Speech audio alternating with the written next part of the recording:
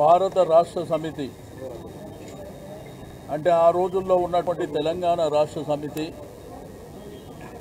Party ఆవిర్భావం 25 వసంతాలు పూర్తి చేసుకుంటున్నటువంటి శుభ సందర్భంలో మా ప్రియతమ నాయకుడు కేసీఆర్ గారి నాయకత్వంలో మరి బ్రహ్మాండంగా 2001లో పార్టీని ప్రారంభించడమే కాకుండా 13-14 సంవత్సరాలలో తెలంగాణ సాధించడమే కాకుండా తెలంగాణ రాష్ట్ర ఆవిర్భావంతో పాటు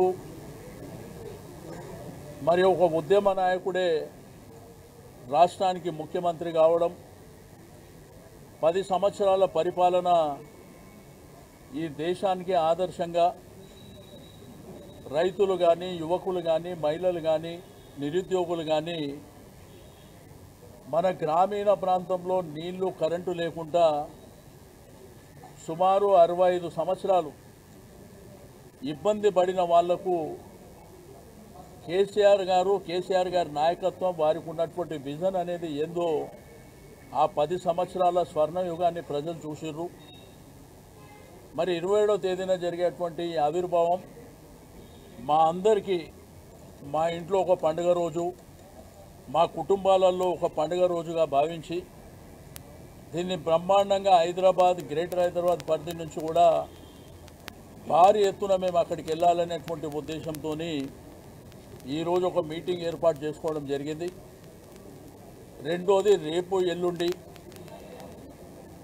మీకు గోషామైల్ కానివ్వండి, నాంపల్లి కానివ్వండి, కార్వాన్ కానివ్వండి, అదేవిధంగా ఖైరతాబాద్ ఈ మీటింగ్లన్నీ రేపు ఎల్లుండి శ్రవణ్ గారు, కాలేరు వెంకటేష్ గౌరవ శాసనసభ్యుల ఆధ్వర్యంలో ఆ కార్యక్రమాలు జరుగుతాయి. రెండోది అన్ని నియోజకవర్గాలలో 12-13వ తేదీన కూడా నియోజకవర్గాల్లో మీటింగ్ జరుగుతాయి. 20వ తేదీన ఈ నెల ఇక్కడనే భవన్లో జనరల్ బాడీ మీటింగ్ జరుగుతుంది. మరి ఆ తర్వాత 27వ తారీఖున ప్రతి డివిజన్లో కూడా జెండా ఆవిష్కరణ కార్యక్రమం చేపట్టడం, బ్రహ్మాండంగా అలంకరణ చేసుకోవడం, బంటింగ్లు కానీ బ్యానర్లు కానీ కార్యకర్తల్ని సమన్వయం చేసుకొని మరి చలో వరంగల్ మహాసభకు మరి బయలుదేరి వెళ్ళడానికి మేము రూపకల్పన చేయడం జరిగింది.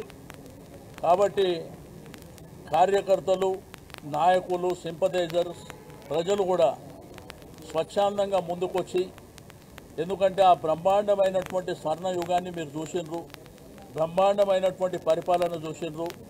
కాంగ్రెస్ ప్రభుత్వం వచ్చినాక ఈ 1.5 సంవత్సరాలు మరి ఏమి జరుగుతుందో మన కళ్ళ ముంగట మనం చూస్తున్నాం. ప్రజలు ఎట్లా ఇబ్బంది పడుతుండ్రు, రైతాంగం ఎట్లా ఇబ్బంది పడుతుండ్రు, విద్యార్థులు ఏ విధంగా ఇబ్బంది పడుతుండ్రు, మహిళలు ఏ విధంగా ఇబ్బంది పడుతుండ్రు, మరి అదేవిధంగా ప్రభుత్వ ఉద్యోగులు కూడా ఎట్లా ఇబ్బంది పడుతున్నారో మనం చూస్తూ ఉన్నాం. కాబట్టి మనందరం కేసీఆర్ గారికి సంఘీభావం తెలపడానికి మరి అందరూ కూడా ముందుకు రావాల్సినటువంటి అవసరం ఉన్నది అని చెప్పి నేను ఈ సందర్భంగా తెలియజేస్తూ ఉన్నాను.